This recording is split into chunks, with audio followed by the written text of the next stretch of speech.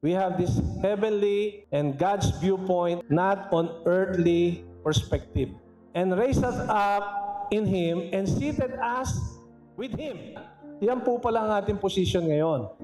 Tayo po ay nandito sa mundo, pero nakabukas na ang ating isipan sa mga langit na bagay sapagkat nakaupo na tayo katabi ang ating Panginoon at tinitignan natin itong mundong ito sa pananaw ng Diyos.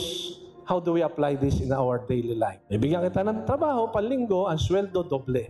But since we are seated from heaven, looking down in God's perspective, ano sasabihin natin? No, no, no. Bakit? You are now using the eyes without a fog. Kanina yung salamin natin may fog eh.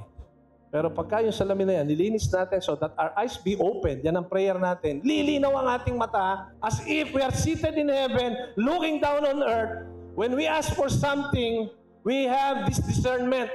Alam na natin ngayon mag-decide kung yan ay makasasama sa atin o makabubuti sapagkat alam na natin ang kalooban ng Panginoon using God's viewpoint. Alam niyo, we can see things in different viewpoint. That is why we will have this power. Power yan mga kapatid.